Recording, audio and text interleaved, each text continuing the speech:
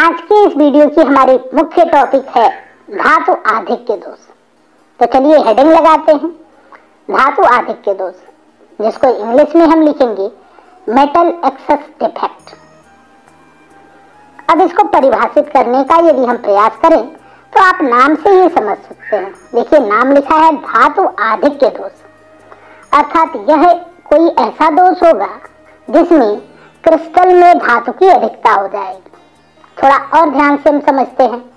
आप जानते हैं कि जो धातु आधिक्य दोष है यह नॉन स्टोइकियोमेट्रिक दोष का एक प्रकार है, और मैंने पिछली वीडियो में आपको बताया था कि नॉन स्टोइकियोमेट्रिक दोष आयनिक ठोसों में देखने को मिलता है। और आप जानते हैं कि आयनिक ठोस में जो धातु होंगे वो धातु आयन के रूप में होंगे, अर्थात धनायन के रूप में होंगे। तो जब किसी आयनिक ठोस में हम धनायन की अधिकता देखते हैं तो हम कहते हैं वहां पर धातु आधिक्य दोष है। तो परिभाषित करें तो हम क्या लिखेंगे? हम लिखेंगे जब किसी आयनिक क्रिस्टल में धनायन की अधिकता हो जाती है तो उसे धातु आधिक्य दोष कहते हैं। अब आप ध्यान लगाइए, आप थोड़ा दिमाग लगाइए और बताइए कि धातु की अधिकता कैसे हो सकती है। तो क्रिस्टल में धातु आधिक्य दोष दो प्रकार से उत्पन्न हो सकता है, यानी धातु की अधिकता यानी धनायन की अधिकता दो प्रकार से आ सकती है। नंबर एक, ऋणायनिक रिक्तिका के कारण धातु आधिक्य दोष। अब इसका क्या अर्थ है? तो आप जानते हैं कि आयनिक ठोस के अवयवी कण धनायन एवं ऋणायन होते हैं। जब कोई दोष नहीं होता है आयनिक ठोस में तो धनायन और ऋणायन का एक निश्चित अनुपात होता है। यदि इस अनुपात में से या फिर मान लीजिए किसी क्रिस्टल में से कोई एक ऋणायन या एक से अधिक ऋणायन क्रिस्टल से बाहर चला गया तो उस ऋणायन के स्थान पे रिक्तिका उत्पन्न होगी, जिसको हम कहेंगे ऋणायनिक रिक्तिका। अब इस ऋणायन के बाहर जाने के बाद यदि हम अनुपात देखेंगे तो धनायन का अनुपात बढ़ चुका होगा, ऋणायन का अनुपात कम हो चुका होगा, अर्थात क्रिस्टल में धातु आधिक्य दोष उत्पन्न हो चुका होगा। तो ऋणायनिक रिक्तिका के कारण धातु आधिक्य दोष उत्पन्न हो सकता है। और दूसरा तरीका है अतिरिक्त धनायनों के अंतराकाशीय स्थलों पर उपस्थिति से धातु आधिक्य दोष। तो कई बार ऐसा होता है कि कोई आयनिक ठोस है जिसमें बाहर से कुछ धनायन मतलब धातु के आयन अंतरावकाश में आ जाते हैं, क्रिस्टल के अंतरावकाश में आ जाते हैं, जिससे क्रिस्टल में धनायनों की संख्या बढ़ जाती है, अर्थात धनायनों की संख्या बढ़ गई मीन्स धातु आधिक्य दोष उत्पन्न हो गया। ये दोनों आपको और भी अच्छे से समझ में आएंगे, बस वीडियो को आप आगे देखते रहें। तो इसमें से अब पहले कारण को हम डिटेल में डिस्कस करेंगे। हम पढ़ेंगे ऋणायनिक रिक्तिका के कारण धातु आधिक्य दोष। तो चलिए हेडिंग लगा देते हैं इसको, ऋणायनिक रिक्तिका के कारण धातु आधिक्य दोष। अब इसको और भी डिटेल में हम समझते हैं। तो यहाँ पे हम एक आयनिक ठोस का उदाहरण ले रहे हैं। यहाँ पे देखिए हमने उदाहरण लिया है सोडियम क्लोराइड का। आप जानते हैं सोडियम क्लोराइड आयनिक ठोस है। तो यहाँ पे आपको उसके अवयवी कण जो कि आयन है वो सब दिखाए गए हैं। अभी यदि आप क्रिस्टल को देखें तो जितने भी अवयवी कण यहाँ पर है सब एक निश्चित और नियमित व्यवस्था में है, अर्थात यहाँ पर अवयवी कणों अर्थात आयनों की एक आदर्श व्यवस्था है, या हम कह सकते हैं क्रिस्टल में कोई दोष नहीं। यदि इस समय हम धनायनों और ऋणायनों की संख्या को यहाँ पे गिने तो सोडियम आयन जो कि धनायन है इसकी संख्या है 10 और क्लोराइड आयन जो कि ऋणायन है इसकी भी संख्या है 10, जबकि कोई दोष नहीं है तब की हम बात कर रहे हैं। तो यदि इन दोनों का अनुपात हम निकालें तो इनका अनुपात हो जाएगा 10:10, और इसको थोड़ा सॉल्व करेंगे तो हमको मिलेगा सोडियम आयन और क्लोराइड आयन का अनुपात 1:1 का, मतलब 1:1 का। ये तब की बात है जब दोष नहीं है। अब मान लीजिए किसी कारण से यहाँ से कुछ ऋणायन क्रिस्टल को छोड़ के बाहर चले गए। तो मान लीजिए देखिए ये जो क्लोराइड आयन यहाँ पे था ये बाहर चला गया, तो इसके स्थान पे एक रिक्तिका आएगी। और रिक्तिका बन जाने के बाद यदि हम यहाँ पे अनुपात को देखें तो देखिए यहाँ पे सोडियम आयन 10 है, क्योंकि इनकी संख्या पहले जैसी ही है, इनमें कोई परिवर्तन नहीं है। लेकिन क्लोराइड आयन पहले 10 थे, एक बाहर चला गया इसलिए अब 9 हो गया। और अब यदि हम सोडियम आयन और क्लोराइड आयन का अनुपात देखें तो हमको मिलेगा 10:9, यानी कि आप देखें तो यहाँ पे जो धनायन है इसकी संख्या बढ़ गई है। और बढ़ क्यों गई है? क्योंकि ऋणायन क्रिस्टल से बाहर गया है, तो इसको हम कहेंगे ऋणायनिक रिक्तिका के कारण धातु आधिक्य दोष। और यहाँ पे आप ये भी समझ सकते हैं कि यहाँ पे जो स्टाइक्योमेट्री थी पहले 1:1 की, वो अब बिगड़ चुकी है, यानी कि यह नॉन स्टाइक्योमेट्रिक दोष भी है। क्लियर है? तो चलिए अब इसको हम थोड़ा और समझते हैं। यहाँ पे आप जानते हैं कि यह एक आयनिक ठोस था, और आयनिक ठोस में या क्रिस्टल में कोई दोष उत्पन्न भी होता है तब भी उसका विद्युत उदासीन रहना आवश्यक होता है।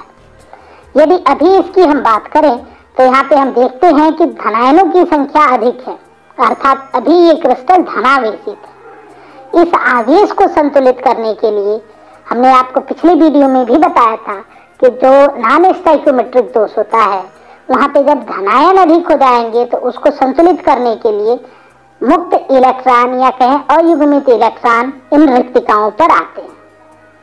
ठीक है, तो यहाँ पर क्रिस्टल में अयुग्मित इलेक्ट्रॉन आता है, जिसके बाद यहाँ पर क्रिस्टल की उदासीनता स्थापित होती है, यानी क्रिस्टल पुनः विद्युत उदासीन हो जाता है। और इस इलेक्ट्रॉन के आने की वजह से मैंने आपको बताया था कि इस क्रिस्टल के गुणों में परिवर्तन होगा। क्या परिवर्तन होगा वो हम बाद में देखेंगे। पहला परिवर्तन आप यहीं पे समझ सकते हैं कि क्रिस्टल का रंग परिवर्तित होगा, जिसके बारे में डिटेल में आज इस वीडियो में हम डिस्कस करेंगे। अब यदि हम ऋणायनिक रिक्तिका के कारण धात्वाधिक्य दोष को लिखें तो हम क्या लिखेंगे उसको देखते हैं।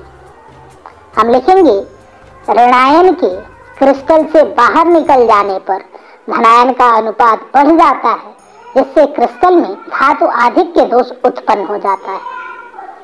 दूसरी बात, ऋणायन के क्रिस्टल के बाहर जाने से उत्पन्न रिक्तिका में इलेक्ट्रॉन आ जाते हैं, जिससे क्रिस्टल की विद्युत उदासीनता बनी रहती है। तो जैसे ही ऋणायन बाहर गया, ऋणायन के बाहर जाने पर जो रिक्तिका बनती है उस रिक्तिका में इलेक्ट्रॉन आके क्रिस्टल को विद्युत उदासीन बनाते हैं। तो उम्मीद है आपको ये बात समझ में आ गई होगी।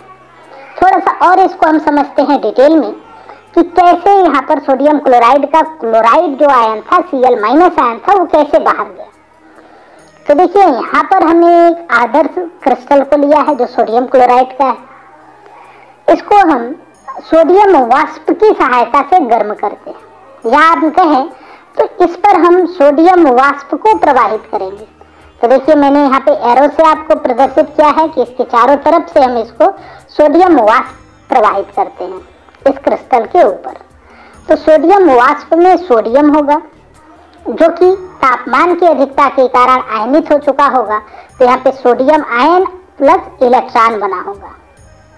ये जो सोडियम आयन है यहाँ पर आपको दिखाई दे रहा है, ये इस क्लोराइड आयन से बॉन्ड बना सकता है, क्योंकि धनायन और ऋणायन है तो यहाँ पे एक आकर्षण बन जाएगा।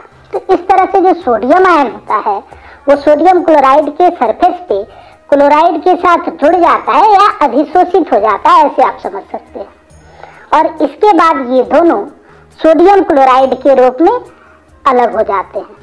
तो देखिए यहाँ से क्लोराइड गया, ये सोडियम आयन गया और ये दोनों मिलकर बन गए सोडियम क्लोराइड। अब यहाँ पर क्रिस्टल में क्लोराइड के जाने से जो रिक्त स्थान उत्पन्न हुआ है, यहाँ पर एक रिक्तिका बन चुकी है। और इसके साथ ही आप देखें तो क्रिस्टल में धनावेश अधिक हो चुके हैं, यानी क्रिस्टल धनावेशित हो चुका है। तो धनावेशित होने के कारण क्रिस्टल इलेक्ट्रॉन को आकर्षित करता है, इसलिए ये जो मुक्त इलेक्ट्रॉन आपको यहाँ पे दिखाई दे रहा है वो इस क्रिस्टल के अंदर आता है। इसका आप कह सकते हैं डिफ्यूजन होता है, विसरण होता है, और ये क्रिस्टल के अंदर आ जाता है। और अंदर आएगा तो इसके लिए उपयुक्त स्थान कौन सा है? तो ये जो ऋणायनिक रिक्तिका है यही उपयुक्त स्थान है जहाँ पर वो स्थापित हो सकता है, क्योंकि किसी ऋणायन के लिए अच्छा स्थान है ये। और इलेक्ट्रॉन ऋणायन ही है तो इलेक्ट्रॉन क्रिस्टल में आता है और इस पोजीशन को जो ऋणायनिक रिक्तिका थी उस पे आ जाता है। और इस तरह से यहाँ पर धातु आधिक्य दोष उत्पन्न हो जाता है। मैंने बताया कि जब यहाँ पर इलेक्ट्रॉन आएगा, ऋणायनिक रिक्तिका में इलेक्ट्रॉन आएगा, तो इस क्रिस्टल के गुणों में कुछ परिवर्तन देखने को मिलेंगे, जिसको हम लोग आगे डिस्कस करेंगे। एक परिवर्तन के बारे में मैंने आपको बताया जो कि बहुत इंपॉर्टेंट है कि इलेक्ट्रॉन आने के बाद इस क्रिस्टल का रंग परिवर्तित हो जाता है। तो आप देखेंगे पीले रंग का हो गया है, तो ये बहुत इंपॉर्टेंट बात है कि सोडियम क्लोराइड में जब धातुआधिक्य दोष उत्पन्न होता है और उसके ऋणायनिक रेक्टिका पर इलेक्ट्रॉन आ जाते हैं तो उसका रंग पीला हो जाता है। और यहाँ पे गुणों में कुछ परिवर्तन होता है जिसको हम आगे समझते हैं। तो देखिए, ये है क्रिस्टल, यहाँ पे ये इलेक्ट्रॉन आ चुका है। तो इसके आने के बाद क्या हुआ? पहली बात कि अयुग्मित इलेक्ट्रॉन के आने से क्रिस्टल रंगीन, यदि सोडियम क्लोराइड की बात करें तो पीला हो जाता है। अतः अयुग्मित इलेक्ट्रॉन द्वारा भरी ऋणायनिक रेक्टिका को रंग केंद्र या एफ केंद्र कहते हैं। तो आपने देखा कि यहाँ पर जब इलेक्ट्रॉन आया है, इलेक्ट्रॉन के आते ही जो सोडियम क्लोराइड रंगहीन था उसका रंग पीला हो जाता है।